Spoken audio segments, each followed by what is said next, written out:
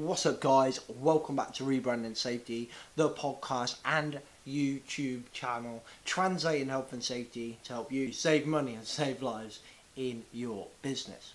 So if you're new here, hit the subscribe button and the bell if you're on YouTube. And if you like this episode, at the end, give us a rating, give us a review and a share. That would be awesome. Today we're talking all about how to manage compliance records, health and safety records with Matt Hodges-Long, the expert in that, because he owns a piece of software on it, which obviously he's going to tell you about. So let's dive straight into the podcast.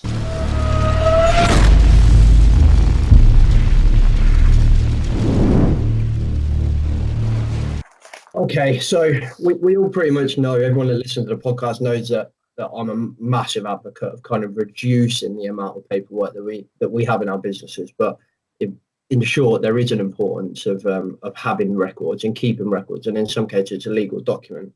And I suppose that's what we're going to talk about today. Today we've got Matt Hodges-Long, co-founder and CEO of Track My Risk. So welcome to the podcast, Matt. Good morning. Thanks for having me on.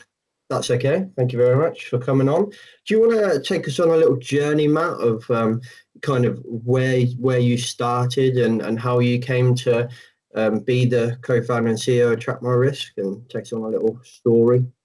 Okay, I'll try and do the expedited version because it could take the whole podcast just to talk through the history of that. In short, started off in construction. Had a very near miss on a site that I was running that luckily nobody got killed or seriously injured, but caused a lot of property damage and a big insurance claim. And that sort of first switched me on to the whole sort of risk management piece. Number of years went by, got into technology through different routes, the early stage of the internet, and ended up sort of then combining my property background with internet, online listings and sales of commercial property. And then the Buncefield oil fire happened, and I had a sort of a deluge of calls from customers, sort of saying, "Look, we're now out. We are damaged.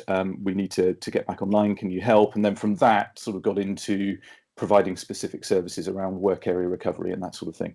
So that's where my sort of world of getting involved then with business continuity people, a lot more sort of risk managers, health and safety happened, along with the technology.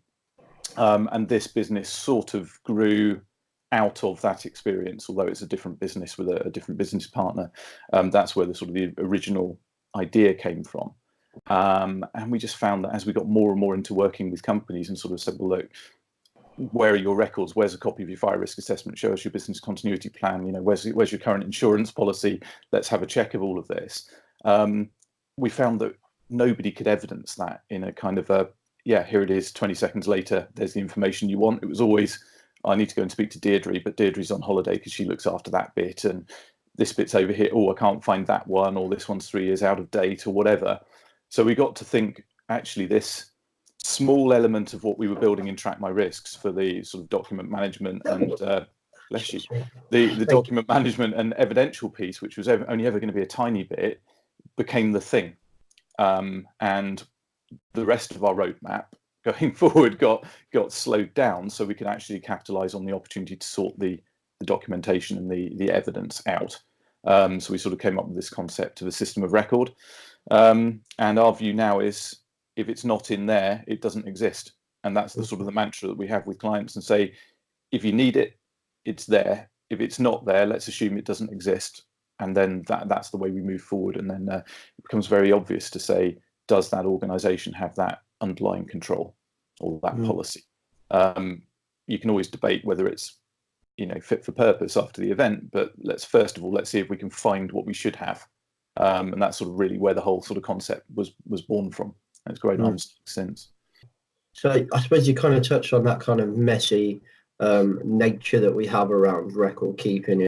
Yeah. And it's always someone else's job or someone else's document. And from my experience as being a fire risk assessor, I was doing normal health and safety, back in the day, in like manufacturing, it seems to be this kind of continuous trend we're in, maybe as a nation. But then on the flip side, you go to a lot of businesses and there's just way too much paperwork. So like, what's the middle ground? We tend to look at the statutory documentation, the must-haves, and then you get into your kind of your important and best practice stuff and contextual stuff, and then you get into your sort of not spurious, but discretionary type of control documentation. Then it's a question of looking at it and saying, well, how rigidly do you need to manage this? So if for example, the marketing team they could back the marketing plan back and forth on our platform in a controlled manner with tight permissioning, activity logging, and everything like that. But I would suggest that that's probably overkill to deal with that kind of. But until it becomes something that's needs to be in the system of record. So let's say from a governance perspective, that marketing plan then forms part of an investment round. So at that point, that marketing plan needs to be fixed and controlled because it's part of a sort of a legal bundle of documentation. So we're very much about the system of record, not so much the production of documentation, not the the back and forth and the sort of pre-versioning. But when something becomes version 1, then that's a version controlled document that should be in the system of record and then appropriately shared with the right people. But it's always a difficult point because we do a lot of work in schools, for example, and we see, if we're permissioned into their environments, we see hundreds and hundreds of pieces of controlled documentation. Sometimes you can look at the headings and go, really, is that really that important? But I think what's more important is the organization believes it's important. Whereas quite often there'll be something that they require legally that they don't have.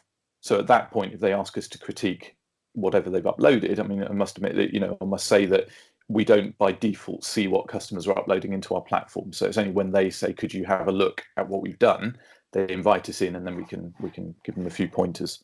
So yeah, you do get a proliferation. So sort of an average school, you're looking at about 200 or 300 pieces of unique controlled documentation that they're tracking in quite a small school, usually on a spreadsheet with somebody that's trying to do their best, and a lot of it gets missed. So yeah, we take all of that kind of ambiguity out of the process, and then give proper evidence to the governors and trustees and the regulators and the head that things are being dealt with appropriately and on time. I suppose a big thing for me, it sounds like it kind of gives confidence to the board and stuff like that. So if I think like, I always kind of put myself in the position of the council the day after Grenfell. The morning they wake up, they put the news on and they realise, shit, that's my building. You want to have that confidence to be able to know where everything is. And I suppose maybe the problem is not really the amount of paperwork you have. Is it the fact that they don't know they've got that much paperwork because it's all in so many different places and there's so many different versions. And maybe, well, I think what you're saying is maybe if it was one controlled system and software or whatever, one place that you monitor and you can see, then you know how much you've got. So I suppose that maybe it's a problem. Yeah, absolutely. I think you sort of, it's right to mention Grenfell as we sort of come up to the 2nd anniversary, and I think I put something on LinkedIn about it the other day around the fire service saying that they couldn't find the firebox in the reception, and where the plan should have been, etc. And I think my observation was, one, that it's terrible it wasn't there, but secondly, what century are we in that we're looking for a metal box in a burning building with bits of paper in it? We have the ability right now to digitize all of that information, make it available all of the time, keep it properly version controlled, and also simulate against that. Why can't a fire service sitting in a conference room run a simulation that a large high-risk residential building's on fire? Can we get the information, ping, 20 seconds later, yes, we're in. We're managing, we're simulating, not turning up in a fire engine and knocking on the door and walking around and saying, I think all of that stuff's important, but we shouldn't leave this sort of thing to surprise. I think it was, I'll choose my words carefully, but certainly less than correct that behaviour, not wanting to prejudice anything that's going to go through the court. But I think we will see change. I'm pretty disappointed at the progress with the, post Hackett. Seems to me that it seems quite opaque, that whole process of implementing the Hackett recommendations, assuming that the Hackett recommendations were fit for purpose. And I think there's different schools of opinion on that. But certainly the bit that I would see around the golden thread and the system of record guys, just do it now. Start it now. Stop prevaricating, thinking about what technology you might use and how you might do it, and et cetera, et cetera. There's 3,500 buildings out there at the moment that need this now. Bloody well do it. Even if you bin it later and change it for something else, get it done. My guess would be that a lot of those landlords or responsible persons will not be able to find the correct suite of risk control documentation for each of those buildings. That's my guess based on what I've seen up until now. I hope I'm wrong, but there will be massive inconsistencies in the record keeping, and it doesn't need to be that way. No, you're right, and it's such a big thing, I think, Grenfell, and like you say, it's hard for us to comment, and we can only really give our opinions and based on our own experience. But I think you're right in what you say about Hackett. The progress is slow, but I think the progress is misguided to a point where I think we're focusing on the wrong things.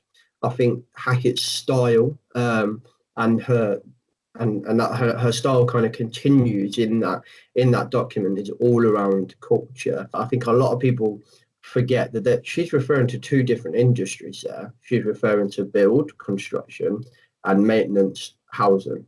And they're two completely different industries and two completely different processes that join at one point.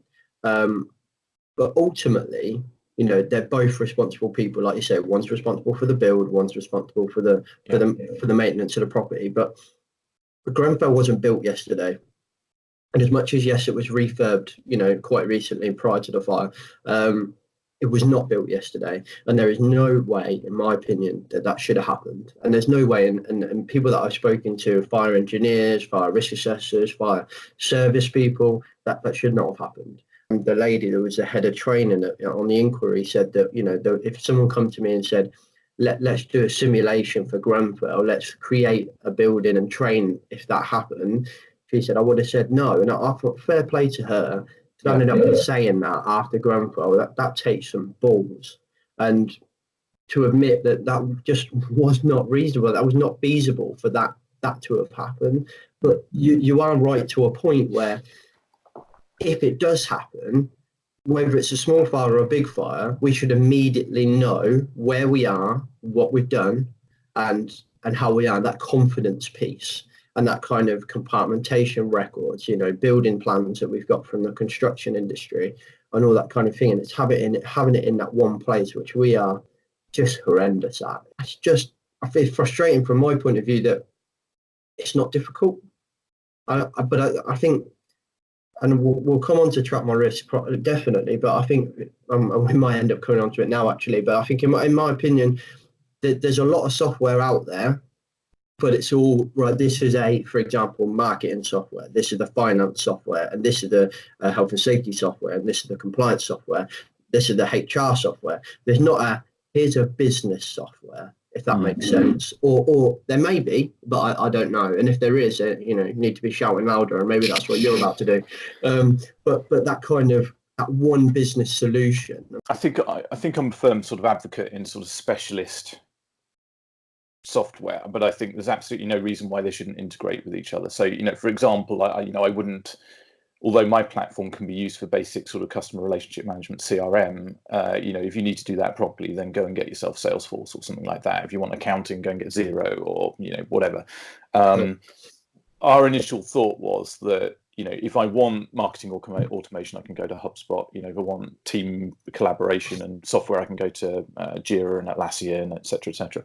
But when I want to manage governance, risk, and compliance activity as a process within an organization, it's like, well, I go to an Excel spreadsheet typically, or I just don't do it, or I do it patchily, and really, when you look at all of those things, if you get your sales and marketing wrong, yes, commercially that can be really damaging because you don't sell enough. If you get your governance, risk, and compliance wrong, you can go to prison or people can die. But you haven't taken that as seriously as you take your accounting software or your whatever, So get your arse in gear, get it sorted, suck it up. Nobody likes doing it. Get it done. Sleep easier, because then if you are that, you are one of the unlucky ones that has an incident, at least you know that you're not going to be found wanting for your record keeping. And we deal with lots of companies that come to us and say, oh, we just failed a regulatory inspection on our record keeping or whatever. We couldn't find X, Y, and Z. Could you help us organize that so we can find it when we need it? Yes, absolutely. This will stop you from letting it go out of date and beyond its expiry. This will evidence the fact that those 12 people that need to see this whenever you reissue it have engaged with that underlying document. Very easy, get it set up and it kind of runs itself, but you've got to get off your arse and want to do it in the first place, which is quite often where we come up against problems, is that just people have the right intention but can't be bothered. That's probably a bit unfair, but for whatever reason within their organization, they don't devote enough time to getting it set up.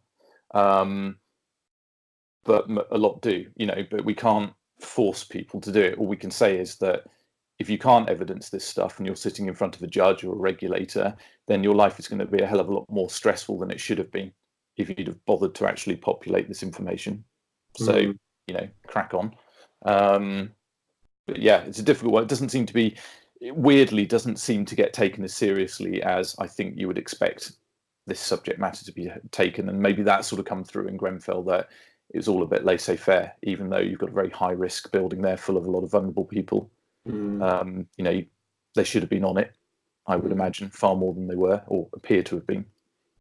Yeah, and I mean, I suppose it's only right to say that there's a hell of a lot more complexities around Grenfell that I suppose will come out as the inquiry progresses on. And housing is a unique beast. I will give it that, but I think to a point, I think you're right. Is that in every industry where I recorded a podcast yesterday that will come out in a few weeks around emergency planning, and it was around, I think it was around actually a story you shared on LinkedIn, that care home fire that happened in 2017 in Newgrange, yes, yeah, where they got they finally got their fine a few months ago, and I just look at it and I thought, my first reaction was not a very big fine, but the second reaction was we seem to forget, and this is what I think you were touching on, was that these are lives. These are people's grandmas, brothers, sisters, mothers. These are people's family, people's friends, these people that have touched other people's lives, and you would have touched their lives, that you're putting at risk. Nobody starts a business, or nobody goes into a business to kill someone. Well, hopefully not a lot of people do, but no one goes in to do a bad day's work.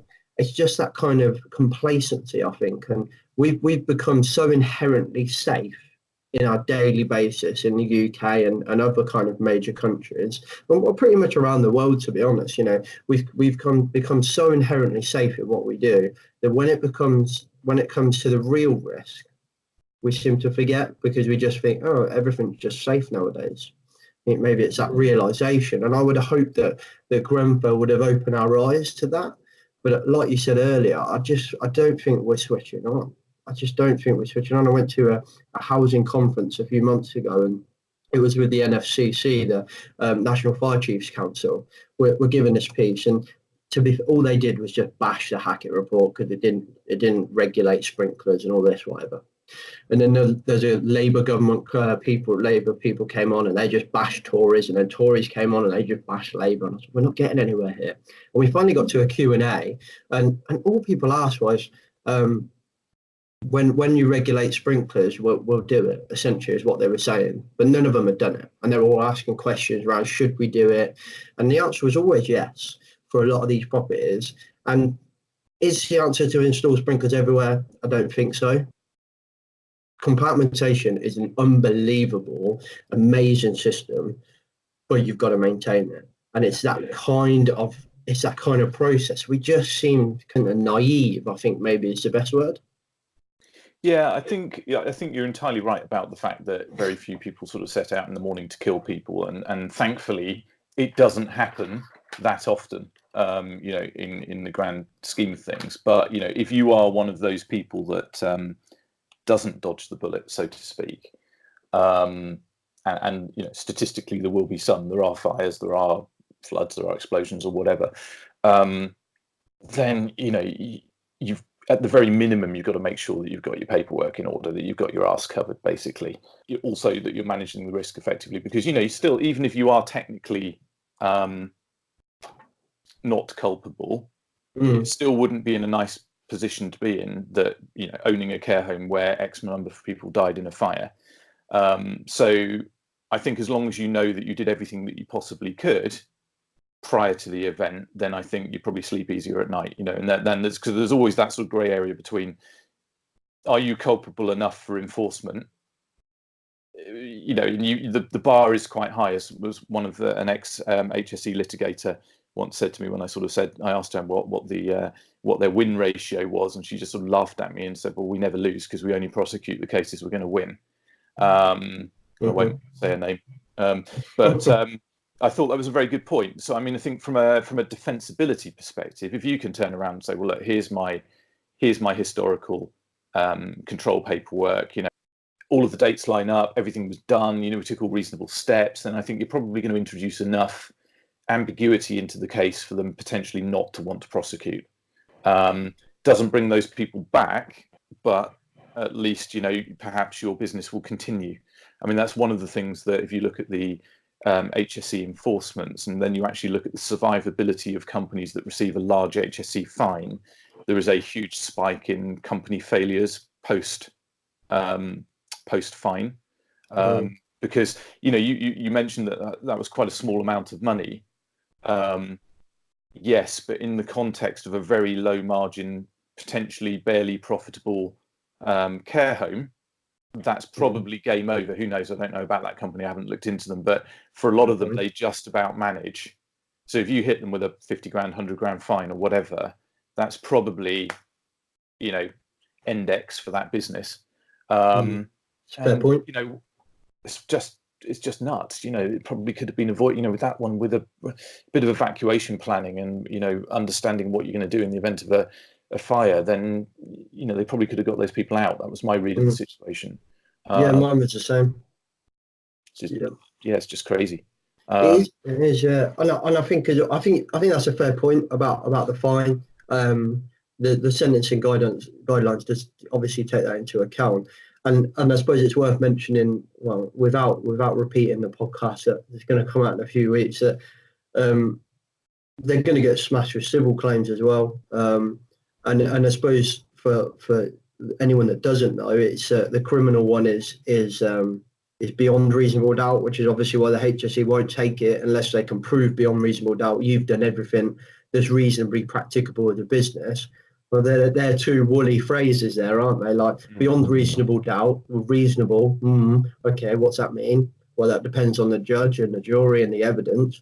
And then you've done everything that was reasonably practicable. You're like, whoa, hang on a minute. So that's, obviously why the HSE are quite rightly pick their fights, as anyone would.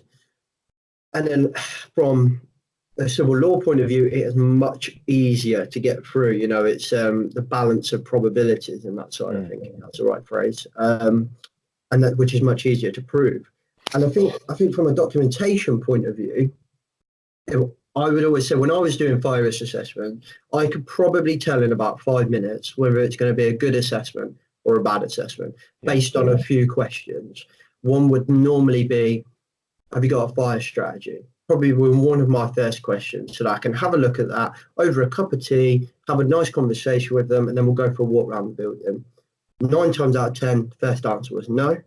Okay, I've got the old fire risk assessment. Oh yeah, it's in here somewhere. 1 second, big filing cabinet open, and you're like, it's going to be a bad day. It's going to be a bad day. It's going to be a long day. And you look at that, and I think people are here in hospital trying to stay alive, and you're potentially putting their lives at risk. You may not be, but me as a fire risk assessor don't know that. So I don't know because you've not got these documents. So I'm always going to resort back to a risk averse position because I have no information. And I think we as business owners create ourselves a difficult situation because we force the fire risk assessor, just in this one experience, we force the fire risk assessor into a position where they have to raise a lot of stuff because they've got no information. And that's why you have those significant findings, which is a snagging list essentially of a building. And we force a fire assessor into position because, like you said earlier, we just don't have visibility of any of the stuff that you're doing. Yeah, I mean, I think you've got to assume that it doesn't exist, haven't you? As I sort of said at the start, if you can't find it, it's useless. I'll assume it's not there. And but if you, my view is if you've got those headings of things that you need in your system of record and they're grey because they're not there, then you can follow those steps to fill them up, and then you've got something that you've got formal review dates on, you've got visibility, and that the people that need to see it can see it. And I think that's a key point, rather than something being sort of lost in a filing cabinet or in a dusty kind of network folder somewhere that someone else has moved. And is 25 layers of clicking into folders deep before you find the thing that you need. And then is it backed up or whatever? And that's certainly a million miles away from the gold commander saying, I need a copy of that fire strategy right now, because I'm putting people into that building, or I need to see the plans because, I need a structural engineer to review this to tell me whether I can go up above a certain floor or whatever, or, where are the dry risers, where's this, where's that. But the question I was going to ask you, James, actually, was when you found that sort of vague answer to the first question, did that typically lead into, the sort of maintenance records being in pretty shit order as well, in terms of, when were those fire extinguishers last serviced, when was there, show me, did you normally find other things as a result? Was that a leading indicator, or? 9 times out of 10, yes. I always found that things that are visible are managed, things that are not visible are not managed. So I always found 9 times out of 10 extinguishers were regularly serviced nearly all the time because they're visible, they're there, the record is on the extinguisher, and I always found they were probably one of the best performing areas. Things like maintenance records of alarms, that's when you start dropping down, I think, or they get a bit airy. If you've got like a big system, like a big hospital or something like that, a contractor normally would service 25% every quarter as opposed to 100% in one visit because it's just this massive area. And when you start actually drilling down into that, they'll give you 4 sheets of paper, but are they the right order, and do they start matching up? And you just start building this picture that you're trying to have a grasp on the property, but you haven't. But if you haven't got that fire strategy, you don't really know what you're looking for. So yes, in answer to your question, 9 times out of 10, it does normally set a tone. But in defense to a lot of businesses, a fire strategy as a document is notoriously difficult to get. So I've gone to a lot of properties that don't have a fire strategy, even if it's a brand new building, and they still have all the maintenance. So that one document doesn't set the tone, but normally within the next 2 or 3 questions or conversations, it's going to be a bad day. And it's if you're not servicing the alarm, 9 times out of 10 you're not servicing everything else. Dry risers, I find dry risers are easily missed a lot of the time. I think people don't really understand what they are. When you go into housing, you've got other complications that back in the day when you didn't lock the dry risers, they were notorious for people hiding drugs up there. They would, quite interestingly, they would hang them down from the top. So you go up to like the 1st or 2nd floor and you would put your drugs in there on a piece of string, hang it down, and then you would go down to the inlet on the 1st floor and they would put like needles and sharps in there so you can put your hands in there. So it's a whole new world.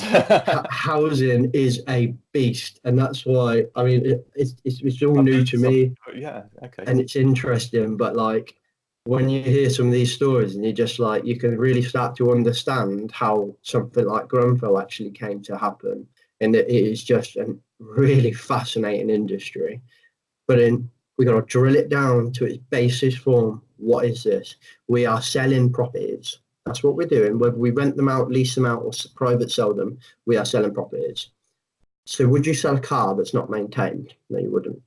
So why would we sell a property that's not maintained? It's the same thing. It's your asset. And it's different as well. I find, sorry, I'm kind of talking a bit more. It's supposed to be me interviewing you. I find as well, if you go to like different industries have different priorities, quite rightly. If you go into like the NHS, into like healthcare, their clinical records are normally spot on. They go in and their clinical records are normally just down to a T. And if you get a good matron, as much as everyone thinks that role is kind of redundant now and it doesn't happen, other than in Carry On films, a matron is, if you get a good matron, it's a game changer. They're awesome, and they just keep that clinical side going, but they also keep their hand on the building maintenance side. I find when you split them and you have clinical and estates, it starts to slip a little bit, which you'd think should be the other way around. But I think it's because if you have it tied into that clinical role, they know and understand who it affects, because they have that ownership of the patient, and therefore they take ownership of the hospital. That's just my interpretation of it, and that might be completely wrong. It might be right. I don't know. Yeah, I think it's interesting your take on records, because the few times that I've sort of touched the NHS from a patient perspective with family members, that's typically where we've had the issues, has been with record keeping, clinical or the handover of records between hospitals. That's typically where it falls down, because everybody seems to have their own record keeping system, and then if you move between hospitals for whatever reason, you end up, I think, finding the family have to fill in the blanks for everybody. Oh, for sure. Which I thought was a bit bad. And then the other issue I have with that is we do a lot of work around data protection, and it's an interesting point that the amount of information that's in a paper record and the lack of security around that paper record. So when my mum was in hospital, we would just literally sort of go and grab her records from outside in the corridor, and we'd rifle through them and find out what was going on and read them, and it's sort of, data breach, here we go. Anybody could do that, but I haven't got a solution for that, by the way. I don't want to start. But yeah, it's interesting that I think that kind of organisation quite often does rely on people doing an exceptional job despite the system. And thankfully most of them do, and I think they're the NHS are wonderful, teachers are wonderful, and all that sort of stuff, but I just sort of feel we should be helping those people to do their jobs in a more effective way, and I think technology can really help there, but it doesn't have to be a 25 billion new NHS IT system or whatever like that. There are plenty of platforms out there that could really help do bits of that process better. I think what you have to remember with the NHS is, and this might highlight the issue that you kind of went through, is that a lot of people think the NHS is the NHS. It's one organisation, but each area has a collection of trusts. So I live in Northamptonshire, and Northamptonshire would have NHFT, and then the General Hospital, Northampton General Hospital, that's its own trust with its own estates team. Kettering General, which is another local town, that's got its own trust. So they're all different businesses in essence, and as per any other kind of industry, handing records from one business to another business is always just messy. And you try doing that in a hospital environment, it's even worse. And I think that's where it falls down. So let's say, for example, I was still working in the NHS, and I was like, you know what, Matt, track my risk is exactly what we need. I'm going to take this for the trust I work for. Now, I can't make the trust next door take that on. Yeah. But what we need is like kind of the governmental decision or the NHS England decision. You're all going to take this because we want one system to talk to each other and work together. Now, it doesn't mean you as a people need to work together, because you do, but we acknowledge that you are two separate businesses, but the system at least should work together. And a good example of that happening is in the NHS to have an awesome, I want to say awesome because it's got its own problems, but it has a reasonably good incident reporting system, Datex. Now, a lot of nurses that might listen to this, or doctors or anything like that, they'll fucking hate Datex, but from my they'll be throwing rocks at their iPhones or whatever they're listening on. But Datex, they talk to each other. So NHFT, for example, would raise a Datex, and all the other trusts that are connected with NHFT would see that. So if there was an incident in their hospital, the people in that hospital that are a tenant essentially would be able to see that or go and find it, and that was good. It's not great. It could be much, much better, but it's just a good example of how we could be better. We had in schools, I was talking to a head teacher of a primary school a few weeks ago, and I sort of said to her, well, client of ours, and said, so just talking through, we're talking about health and safety as one area that she has to manage. And I said, well, so where do you get all of your, how do you know what to do? How do you know what the law is? How do you know what you need to do around managing health and safety effectively? And she said, well, I just kind of speak to my other colleagues, other heads around the area. Occasionally I get something from the local council that they might update me. I read something in the newspaper or whatever, and I kind of cobble it together.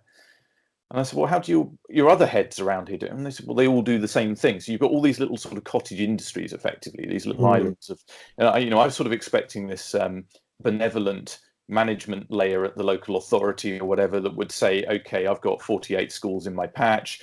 This is what they all need. I'm going to manage their compliance for them, whatever. No, this is, you're ahead. You've got somebody on the governors who's notionally responsible for health and safety as well, or risk, and between you, you're going to try and do your best to keep all of these kids safe and the other stuff. And I thought, this is just outrageous. Surely there must be a structured approach to this that's consistent and transparent. And then I sort of think, no, stop it. Stop thinking about how things should work in the perfect world or could work. This is reality, but it just seemed what a massive deviation from teaching kids how to read and write and be responsible human beings when you're spending more time thinking about, do I need a fire risk assessment? When do I need to do it again? And do I need this? And do I need that?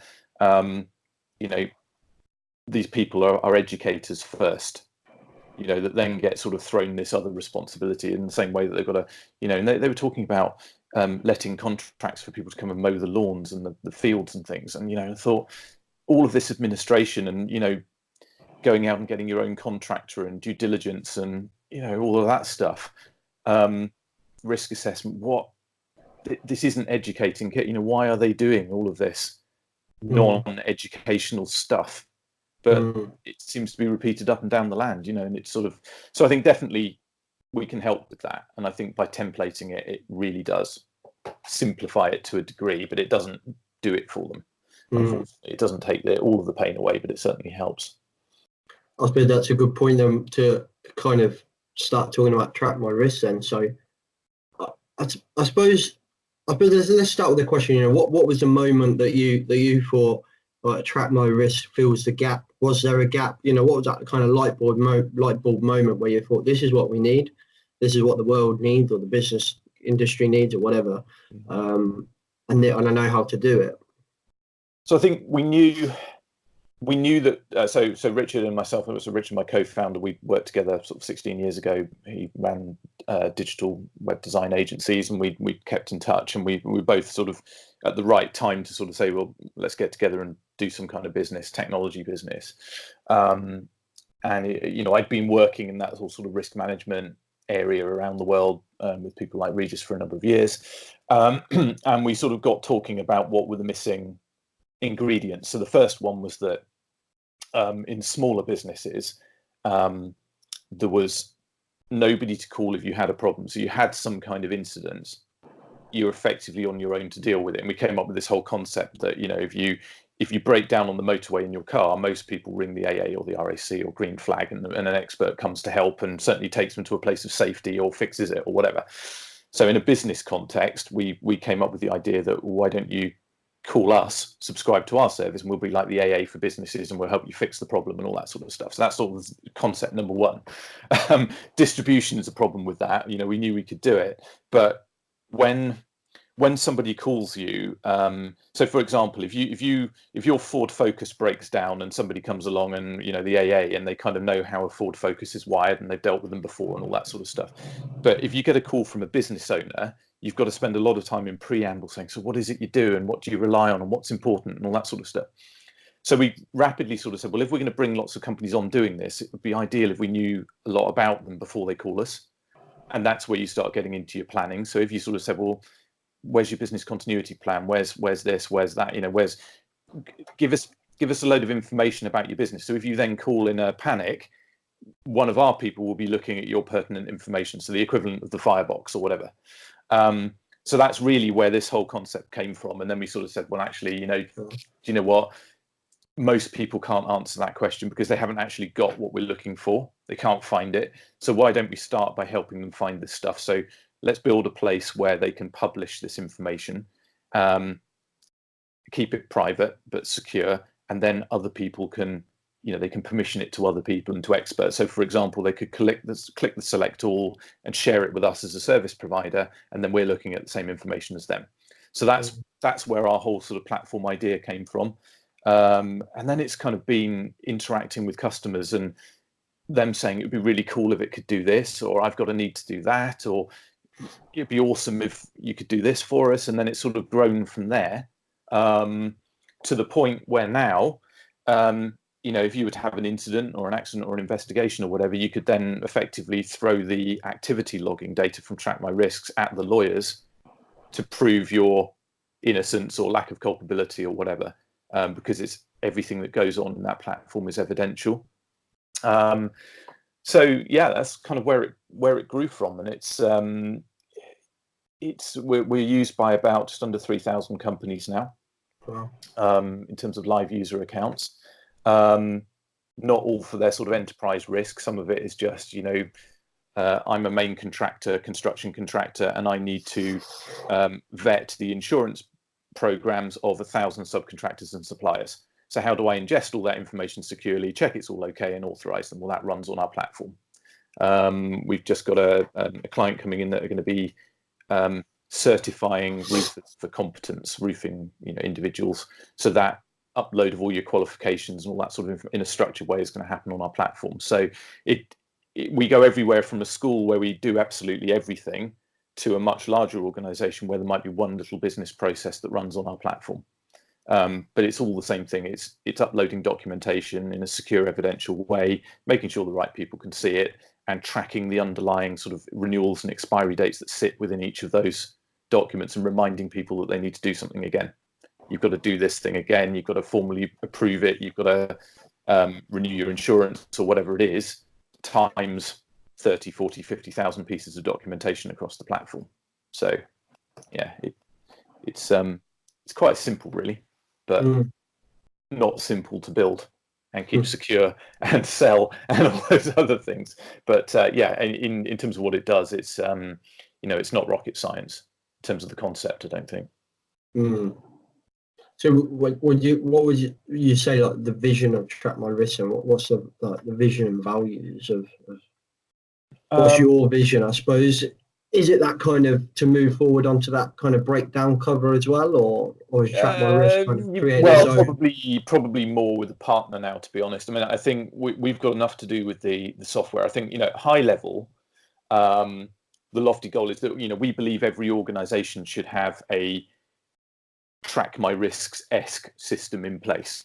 Yeah, I would like it if everybody globally had a Track My Risks platform in place or an account in place, because that would be wonderful. But other people will come along. But the reason for doing that is we save people a lot of trauma, and hopefully we'll also prove that we save lives as well, because something it's going to be hard to pin down. But you would think if an organization is managing risk effectively, then it is less likely to fall under the proverbial bus in some way, and that could affect people's lives. It could also be a commercial thing to protect people's jobs. You don't get that regulatory fine, or you don't lose that large customer or whatever because you've got your shit together. So that's kind of really where our focus is. So then it's all about distribution. It's about volume. It's about you want to put 5,000 customers on the platform. Yeah, no problem. Let's agree a deal for doing that isn't going to break the bank and is commercially viable because it's a good thing that they do it. Not let's have Glaxo and Shell as customers, and each of them paying us, £500,000 a year in license fees, and only a small number of companies can afford this kind of weird software. We're very much about, if anybody listening to the podcast wants a platform to manage all this stuff at home, then yeah, feel free, send me an email and I'll spin you up an account, and you can run your home life on it. That kind of thing. We're very relaxed about the price point. And the engagement, because it really does help people, so that's our strategy really. And I think if we can help people avoid incidents, accidents, mishaps by opening their eyes to something that they need to do, or reminding them that they need to do something again, then we've won. So we talked before about becoming the Salesforce.com of risk. was sort of one of our early sort of strap lines, which we dropped. But that whole thing that if I want Salesforce, I can get it from whatever it is, 20 quid a month as a small business, right up to being GlaxoSmithKline globally. There's something for everybody. It's not just something for the rarefied few, because that isn't 99.9% of the working world or the consumer population. Yeah, I like that. Like one size kind of fits all. Not one size kind of fits all. We'll find a size that fits you, I suppose, is a better way to say it. Yeah, I mean, let's take something simple like employers' liability insurance. Okay, so you employ people, you need employers' liability insurance, or you're breaking the law effectively. Well, so that's the same for a global multinational as it is for a two-man band. So if you've got that requirement and you need to retain that cover, evidence of that cover for 40 years into the future or whatever, well, how do all of those companies solve that problem? Well, they can put it in our platform, and every year they go in and replace it with the new one, and you build up a version history, which is secure. So in that sense, everybody can use our platform and could need our platform. Now, if I'm the two-man band in an unregulated industry, I might only have 10, 12, 15 things that I need to track over the life of the company. Whereas if I'm that multinational, that could be 20,000, 200,000. But it's the same underlying process. It's just a more complex hierarchy in terms of parent-child hierarchies and permissioning and all that sort of stuff. It's the same thing. It's no different to putting it in a network folder and tracking it on a spreadsheet and putting renewal dates in a diary or in a date column. It just automates that process and removes all the sort of the human or most of the human error from the process in an evidential way. So it's actually quite simple.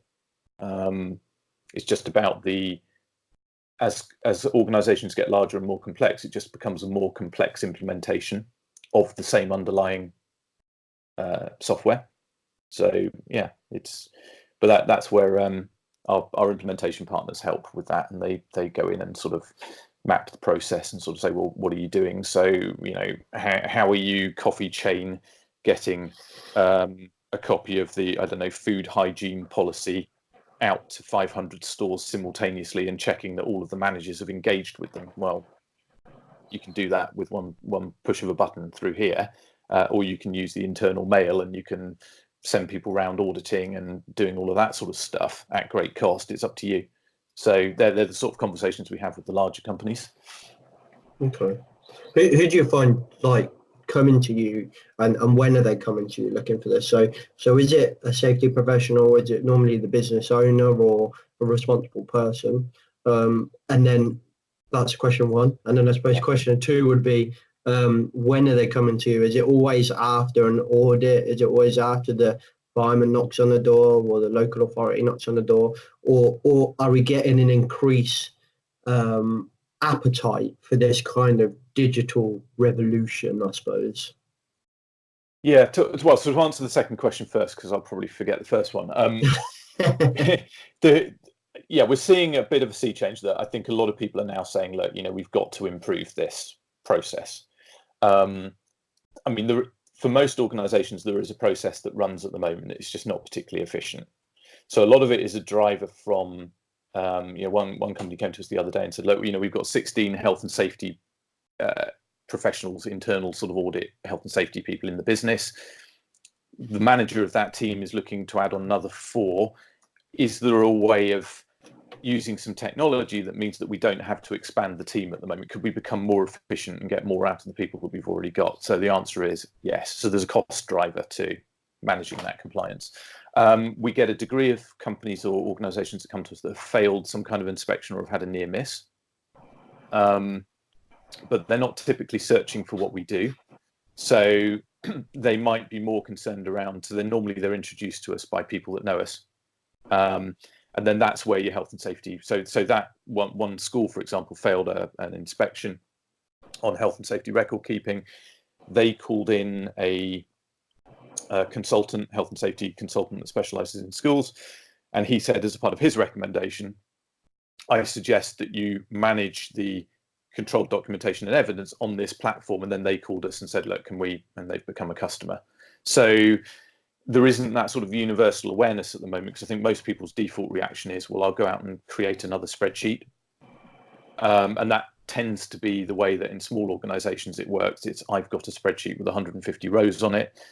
All of the headings, are down there. The expiry or renewal date is in a column. And then I may or may not map that through to a network drive where the actual file is. And then they employ somebody to stare at the spreadsheet and hopefully not miss rows that have gone out of date. There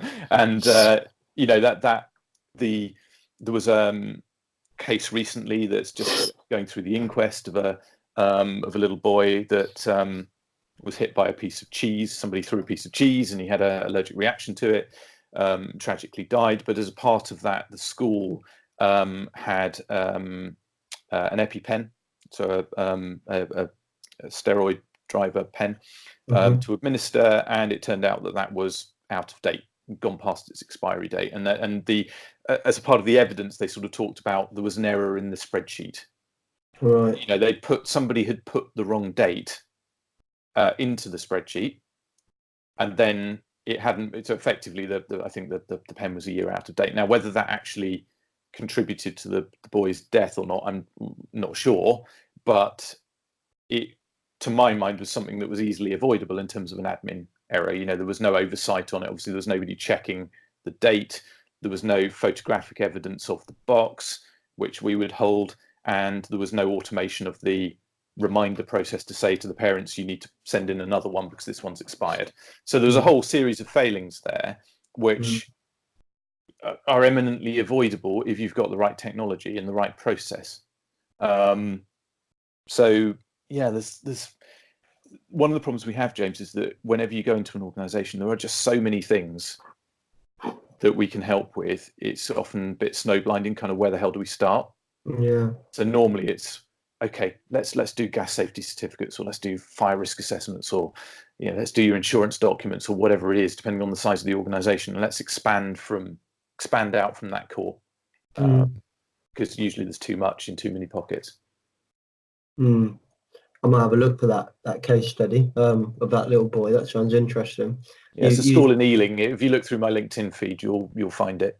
Okay. I'll have a look. And yeah, I mean, they come up all the time. There was I think there was a scandal in York, I think at York City Council a year or so ago, where they had a whole bunch of unlicensed taxi drivers, and I'm pretty sure that was due to somebody missing the renewal dates in the spreadsheet. For whatever reason, and nobody knew, and then it all blew up. Something happened and people hadn't been licensed for years, but they were driving around being taxi drivers, and it goes on and on and on. In every organization we see, there's this massive unmanaged potential risk, and you just think, guys, come on, wake up, we can sort this now, let's just get it done, move on. Because it will blow up in somebody's face at some point.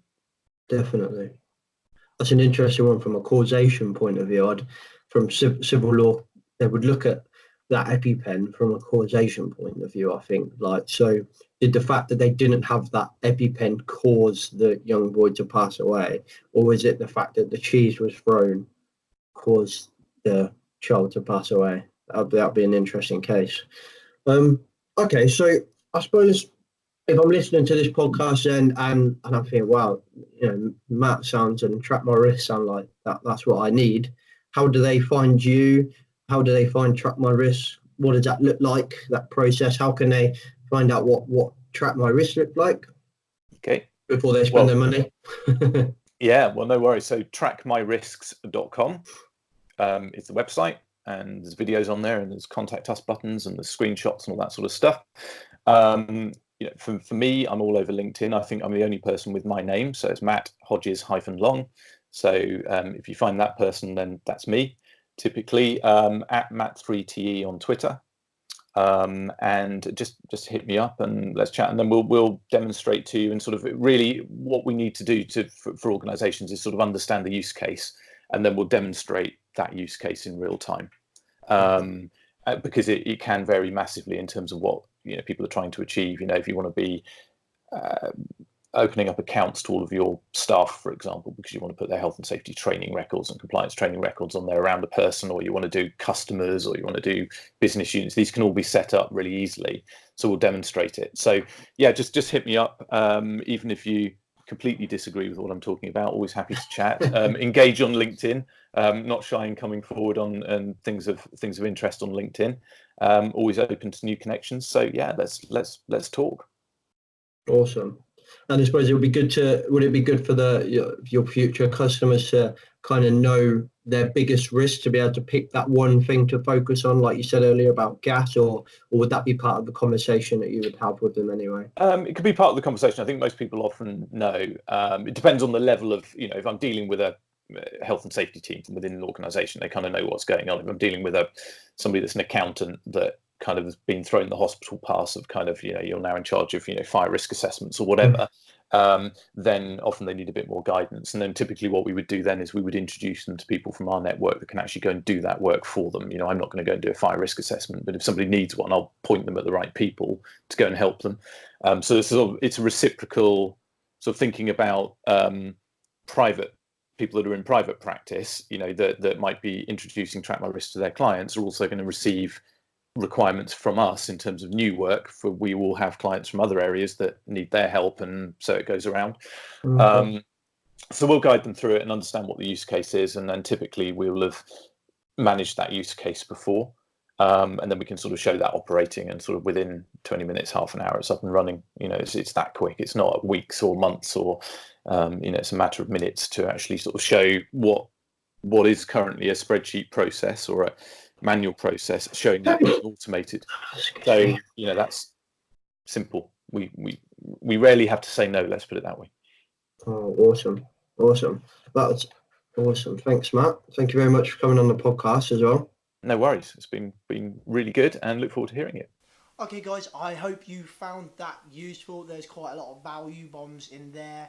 If you like this podcast, give us a share. I know you don't want to admit you're listening to a health and safety podcast, but it's good, right? Come on, there's a lot of value bombs in there.